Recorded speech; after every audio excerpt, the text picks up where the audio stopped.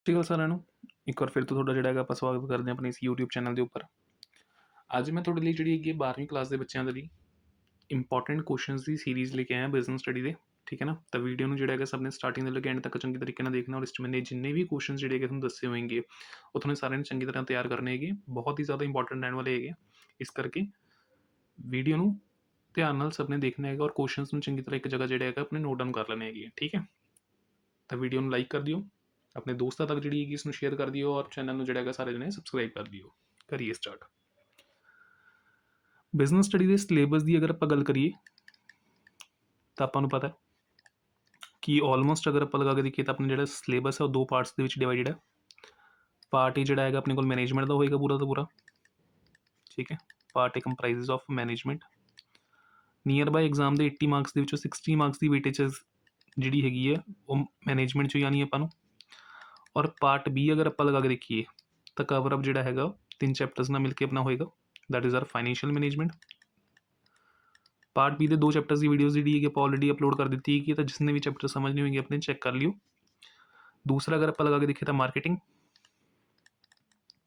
और तीसरा अगर आप लगा के देखिए तो कंज्यूमर प्रोटेक्शन एक्ट 2019। ठीक है ना, तो 3 चैप्टर्स जोड़े गए वेटेज लेके चलेंगे अप्रॉक्सीमेटली 20 मार्क्स की। ठीक है, तो हुण मेनली अगर आप लगा के देखिए अज की वीडियो च आप कवर अप करने की कोशिश करांगे कि पार्ट के जो इंपॉर्टेंट क्वेश्चन है 60 मार्क्स वाले ये आप चंगे तरीके जोड़े तैयार कर लिए अपने। ठीक है, बाकी 1 मार्क्स रिलेटेड एक सीरीज़ जी आप अलग तो लेके आवेंगे। ठीक है ना, एक वीडियो अलग तो बनावे क्योंकि 1 मार्क्स के क्वेश्चन वास्ते ऑटोमैटिकली वीडियो जी थोड़ी लेंथी चलेगी, तो आप अलग तो एक वीडियो जी अपलोड कर देंगे। ठीक है, तो हम पहला क्वेश्चन अगर आप लगा के देखिए चैप्टर वाइज, देखो पहला चैप्टर अगर आप लगा के देखिए तो अपना nature and significance of management. ठीक है, इस चैप्टर के अगर आप क्वेश्चन की डिस्कशन करिए तो किहड़े-किहड़े क्वेश्चन जिहड़े इस चैप्टर के विचों बनते अपने कोल। पहला क्वेश्चन अगर आप लगा के देखिए तो मीनिंग का ही बन जाता है। ठीक है ना, meaning and features of management first question important है, चंगी तरह जिहड़ा हैगा अपने 4 मार्क्स या फिर 6 मार्क्स के लिए तैयार करना अपना। 4 to 6 मार्क्स की जी वेटेज जी आ जाती है अपने को। बाकी इंडिविजुअली मैनेजमेंट जो फीचर्स आप पढ़ते हैं, जिमें मैनेजमेंट अपने आप की एक ग्रुप एक्टिविटी है। ठीक है ना,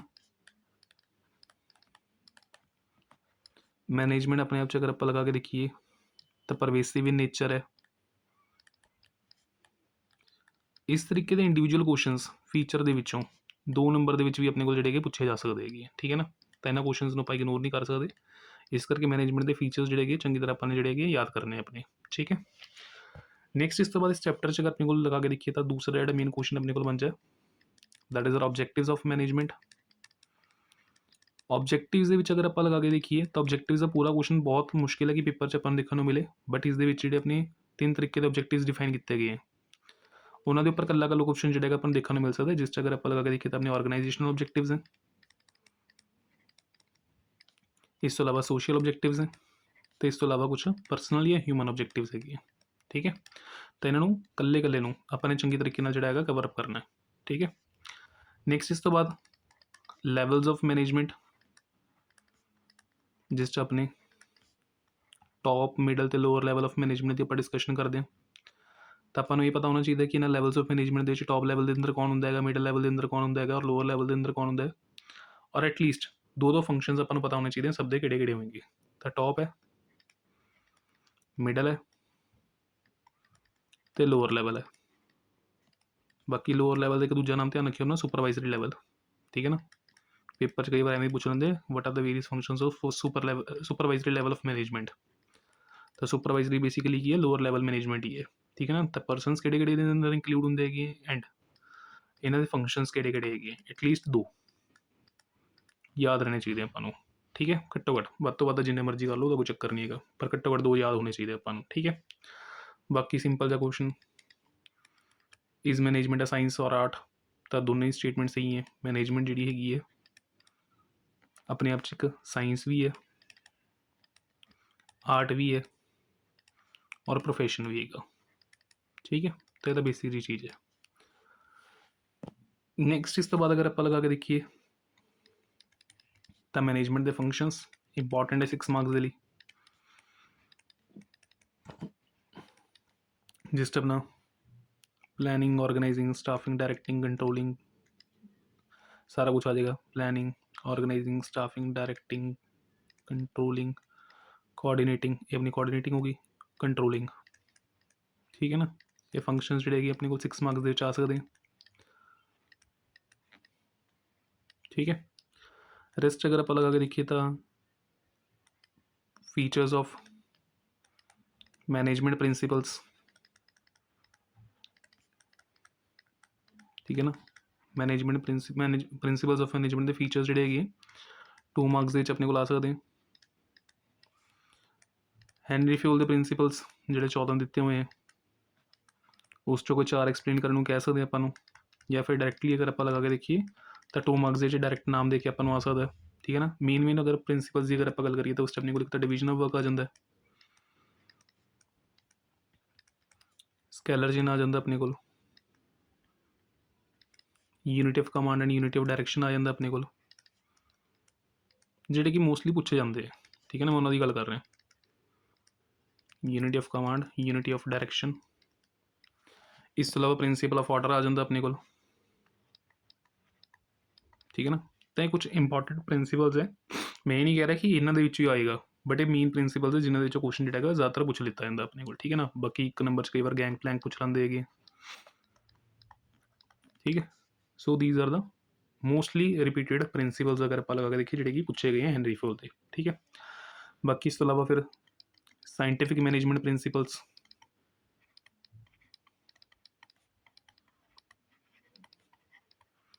चार ये प्रिंसिपल्स है जिस चो मेनली अगर आप लगा के देखिए तो पहला प्रिंसिपल जो अपने को लगा science not rule of thumb,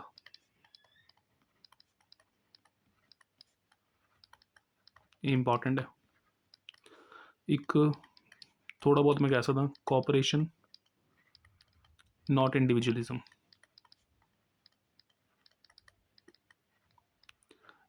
ठीक है, तो एक तीसरा हारमोनी नॉट डिस्कॉर्ड।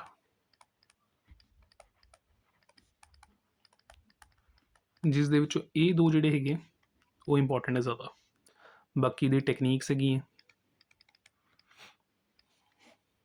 टेक्नीक्स दे विच अगर आप लगा के देखिए तो टाइम स्टडी,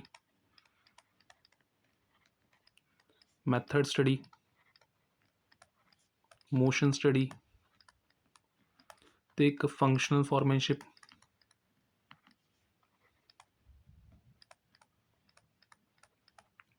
और एक अगर आप लगा के देखिए मेंटल रेवोल्यूशन। ये इंपॉर्टेंट वाली है, ज़्यादा मतलब ध्यान नाल तुसी ये पढ़ लियो अपनी अच्छे तरीके नाल। ठीक है ना, रेस्ट इस तो बाद अगर आप लगा के देखिए तो एक अपने को चैप्टर है बिजनेस एनवायरनमेंट। बिजनेस एनवायरनमेंट के चैप्टर में अगर तुसी एग्जाम के पॉइंट ऑफ व्यू स्किप भी कर दो तो भी कोई ज़्यादा फर्क नहीं पेगा। ठीक है ना, क्योंकि इससे रिलेटेड अगर 4 नंबर के क्वेश्चन आएगा भी तो थोड़े को चॉइस हैगी है। बाकी बेसिकली तुसी ये लगा के देख सकते हो। एक क्वेश्चन तुसी फैक्टर्स अफेक्टिंग का कर लो, किहड़े-किहड़े फैक्टर्स जिहड़े कि अफेक्ट करदे हैगे बिजनेस एनवायरनमेंट नूं। ठीक है ना, एक टॉपिक अगर तुसी पढ़ना चाहो तो तुसी अपना जिहड़ा हैगा डायमेंशनस का पढ़ सकते हो बिजनेस एनवायरनमेंट दियां, डायमेंशनस ऑफ बिजनेस एनवायरनमेंट। बाकी अगर आप लगा के देखिए तो एक शॉर्ट टॉपिक के 1 मार्कर या 2 मार्कर क्वेश्चन च न्यू इकनॉमिक पॉलिसी कदों लॉन्च हुई सी अपने को, तो ईयर 1991, जिस अपने को वही पुरानी गल्लां LPG तुसी +1 पढ़ के आए हो, लिबरलाइजेशन, प्राइवेटाइजेशन, ग्लोबलाइजेशन का मीनिंग आ जाता अपने को। ठीक है, बाकी तो इस चैप्टर के उपर ज़्यादा दिमाग मारने की लोड़ नहीं है, स्किप करना तो स्किप भी कर सकते हो। 1 मिनट 2 मिनट मैं पेज ऐड ऑन कर ला उरे।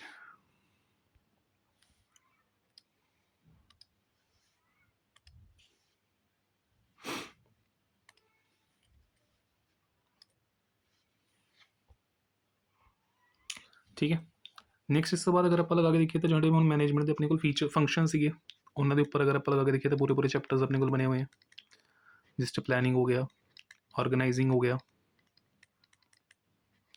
स्टाफिंग हो गया, डायरेक्टिंग, कंट्रोलिंग, कोऑर्डिनेटिंग। ठीक है ना, तो यूनिट 1 अगर आप लगा के देखिए तो मैनेजमेंट के प्रिंसिपल्स के बेसिस के उपर ही अगर आप लगा के देखिए तो पूरे पूरे चैप्टर्स अपने को बने हुए हैं। तो इन्होंने चो इस तरीके के क्वेश्चन करने हैं। पहला काम सारे दे अपने फीचर्स चंगी तरह पढ़ने है। ठीक है ना, फीचर्स तुम स्किप नहीं कर सकते है। प्लस प्रोसैस मैं दस दूँगा किन्ना किन्ना दा प्रोसैस ज़्यादा इंपॉर्टेंट है, ठीक है ना। वो प्रोसैसिस ये टॉपिक्स ਤਾਂ ਆਪਾਂ ਨੇ ਹਰ ਇੱਕ ਚੈਪਟਰ ਦੇ ਕਵਰ ਅਪ ਕਰਨੇ ਹੀ ਕਰਨੇ ਹੈਗੇ ਆ, ਠੀਕ ਹੈ। ਬਾਕੀ ਇਸ ਤੋਂ ਇਲਾਵਾ ਪਲੈਨਿੰਗ ਦੇ ਚੈਪਟਰ 'ਚ ਮੇਨ ਚੀਜ਼ ਜਿਹੜੀ ਹੈਗੀ ਉਹਦੀ ਲਿਮਿਟੇਸ਼ਨਸ ਹੈ, ਜਿਹੜੀ ਕਿ ਤੁਹਾਨੂੰ ਧਿਆਨ ਨਾਲ ਪੜ੍ਹਨੀ ਆਪਣੀਆਂ। ਫੀਚਰਸ ਤਾਂ ਪੜ੍ਹਨੇ ਹੀ ਪੜ੍ਹਨੇ ਹੈਗੇ, ਨਾਲ ਅਗਰ ਆਪਾਂ ਲਗਾ ਕੇ ਦੇਖੀਏ ਤਾਂ ਇਹਦੀ ਲਿਮਿਟੇਸ਼ਨਸ ਬਹੁਤ ਇੰਪੋਰਟੈਂਟ ਹੈ। ਬਾਕੀ ਆਪਣੇ single use plans, standing plans, ਠੀਕ ਹੈ, ਇਹਨਾਂ ਨੂੰ ਕਵਰ ਅਪ ਕਰਨਾ। ਔਰ ਕੁਛ ਡੈਫੀਨੇਸ਼ਨਸ ਜਿਵੇਂ ਕਿ ਰੂਲਸ ਕਿਆ ਹੁੰਦੇ ਹੈ, ਬਜਟ ਕਿਆ ਹੁੰਦਾ ਆਪਣੇ ਕੋਲ। ਇਸ ਤੋਂ ਇਲਾਵਾ ਪੋਲਿਸੀਜ਼ ਦਾ ਮੀਨਿੰਗ, ਮੈਥਡ ਦਾ ਮੀਨਿੰਗ, ਇਹ ਟੌਪਿਕ ਸ਼ਾਰਟ ਦੇ ਲਈ ਤੁਹਾਨੂੰ ਜਿਹੜੇ ਹੈਗੇ ਤਿਆਰ ਕਰ ਲੈਣੇ ਆਪਣੇ ਇਸ ਚੈਪਟਰ 'ਚੋਂ, ਠੀਕ ਹੈ। ਬਾਕੀ rest of the thing is chapter ਦੇ 'ਚ ਆਪਾਂ ਨੂੰ ਹੋਰ ਕੋਈ ਜ਼ਿਆਦਾ ਦਿਮਾਗ ਮਾਰਨ ਦੀ ਲੋੜ ਨਹੀਂ ਹੈਗੀ ਆਪਾਂ ਨੂੰ, ਠੀਕ ਹੈ। ਆਰਗੇਨਾਈਜ਼ਿੰਗ ਦਾ ਪ੍ਰੋਸੈਸ ਇੰਪੋਰਟੈਂਟ ਹੈ, ਇਹਨੂੰ ਅੱਛੇ ਤਰੀਕੇ ਨਾਲ ਆਪਣਾ ਰੀਡ ਕਰ ਲਿਓ। ਬਾਕੀ ਇਹਦੀ ਇੰਪੋਰਟੈਂਸ, ਠੀਕ ਹੈ ਨਾ। Functional and divisional structure, functional and divisional departmentalization ਜਾਂ ਸਟਰਕਚਰ ਕਹਿ ਸਕਦੇ ਆਪਾਂ। ਤਾਂ ਇਹਨਾਂ ਫੰਕਸ਼ਨਲ ਐਂਡ ਡਿਵੀਜ਼ਨਲ ਡਿਪਾਰਟਮੈਂਟਲਾਈਜੇਸ਼ਨ ਦੇ ਆਪਾਂ ਨੇ ਮੈਰਿਟਸ ਪਲੱਸ ਡੀਮੈਰਿਟਸ ਇਹ ਵੀ ਰੀਡ ਆਊਟ ਕਰਨੇ।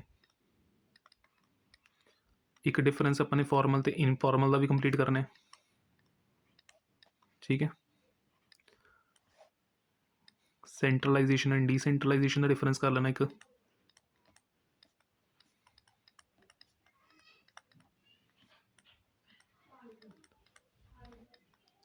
ਇਸ ਤੋਂ ਇਲਾਵਾ meaning and elements of delegation, meaning and elements of delegation, ਜਿਸ 'ਚ ਆਪਣਾ ਅਥੋਰਿਟੀ, ਰਿਸਪॉन्सिबिलिटी ਐਂਡ ਅਕਾਊਂਟੇबिलिटी ਆ ਜਾਏਗੀ, ठीक है ना। तो ये टॉपिक्स हैं ऑर्गेनाइजिंग चैप्टर के, लेंथी है ऑल दो अगर आप लगा के देखिए चैप्टर, बट इंपॉर्टेंट टॉपिक्स हैं जिहड़े कि अपने कवर अप करने ही करने हैं, ठीक है। नैक्सट इस तो बाद अगर आप लगा के देखिए staffing, one of the lengthiest chapter अगर आप लगा के देखिए अपने सिलेबस का, ठीक है ना। तो स्टाफिंग चो किस तरीके के क्वेश्चन जिहड़े कि अपने तैयार करने हैं। देखो स्टाफिंग का प्रोसैस आने के चांसिस ना दे बराबर है, क्योंकि बहुत ही लेंथी बन जाता अपने को, ठीक है ना। तो मेन चीज़ इस की देखने वाली है, एक तो रिक्रूटमेंट का पॉइंट, रिक्रूटमेंट के internal external methods, internal methods of recruitment and external sources of recruitment, plus उन्होंने मैरिट्स एंड डीमैरिट्स, ठीक है। दूसरा अगर आप लगा के देखिए तो हाँ 6 मार्क्स के सिलैक्शन प्रोसैस आ सकता है, ठीक है ना। बाकी टाइप्स ऑफ ट्रेनिंग मैथड्स जिस आप on the job end of the job training करते हैं, on the job end of the job, ठीक है ना। तो इन्होंने अंदर अपन मैथड्स पता होने चाहिए कि ट्रेनिंग के होंगे है। और एक short question what do you mean by development, ठीक है ना। तो इंपॉर्टेंट क्वेश्चन है जिहड़े कि अपने स्टाफिंग के चैप्टर चो करने अपने कवर अप करने उदों तक, ठीक है। ये सारे स्टाफिंग वाले चैप्टर दे। नैक्सट इस तो बाद अगर आप लगा के देखिए डायरैक्टिंग,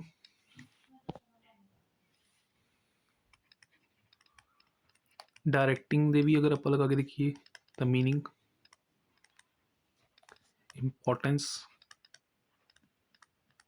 एंड इस तो अलावा अगर आप लगा के देखिए तो ये एलीमेंट्स, खास करके अगर आप गल करिए तो इसके एलीमेंट्स के विच जिहड़े अपने को 4 पॉइंट्स आते, सुपरविजन,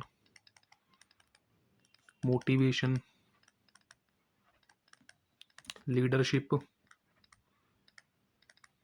कम्युनिकेशन। इन 4 टॉपिक्स दे विच कम्युनिकेशन दा मीनिंग एंड प्रोसैस इंपॉर्टेंट है लॉन्ग दे लई। बैरीयर्स किहड़े-किहड़े हैगे इफेक्टिव कम्युनिकेशन च and how to remove these barriers, मतलब किहड़ी-किहड़ी रुकावटां आपां नूं फेस करनी पैंदी कम्युनिकेशन के प्रोसैस दे विच, और आपां किस तरीके नाल इन्हां बैरीयर्स नूं की कर सकदे रिमूव कर सकदे हां, how to remove the barriers. Leadership के अंदर मैंने थोड़ा ऑलरेडी जो सैंपल पेपर कराया सी तो स्टाइल्स दसे सी, तो लीडरशिप के स्टाइल्स इंपॉर्टेंट है, ठीक है ना। मोटिवेशन शॉर्ट क्वेश्चन के लिए इंपॉर्टेंट है अपने को, ठीक है ना, 1 मार्क्स और 2 मार्क्स के विच। नैक्सट इस तो बाद अगर आप गल करिए डायरैक्शन तो बाद कंट्रोलिंग, तो कंट्रोलिंग मैं कहूँगा कि अगर इसका प्रोसैस पढ़ लो तो एक relationship between controlling and planning, जिस अपने को क्वेश्चन इस तरीके का बन जाता है भी कंट्रोलिंग अगर बैकवर्ड लुकिंग है तो प्लैनिंग जी फॉरवर्ड लुकिंग एक्सप्लेन वाई, तो relationship between planning and controlling ये पढ़ लो अच्छे तरीके नाल। बाकी PERT तो CPM की full forms, management by exception MBE, CPC critical point control, ये कुछ शॉर्ट क्वेश्चन है, ठीक है ना। बाकी ਇਹਦੀ कंट्रोलिंग टेक्निक्स अपने को लगी हैं, जिस च दो टेक्निक्स तुसीं पढ़ लो, एक तो ब्रेक ईवन एनालिसिस दी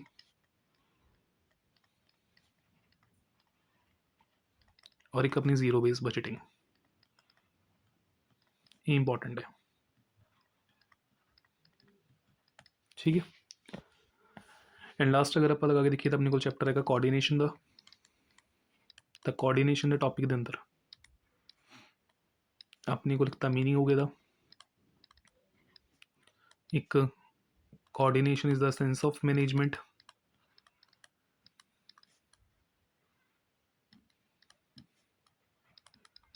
और एक टॉपिक अगर आप लगा के देखिए तो प्रिंसिपल्स किहड़े कोऑर्डिनेशन के, शॉर्ट दे लिए, ज़्यादा नहीं, सिर्फ शॉर्ट दे लिए, ठीक है ना। ये अपने की है इंपॉर्टेंट टॉपिक्स हैं।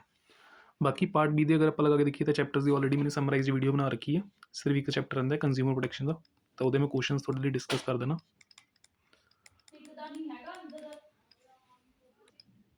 तो कंज्यूमर प्रोटेक्शन अगर आप लगा के देखिए क्वेश्चन के एक तो अपने को क्वेश्चन जो राइट्स का आ जाता है, various rights given to consumer,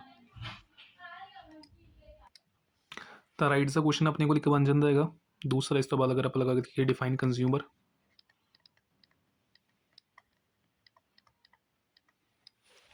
इस तो अलावा who can file a complaint,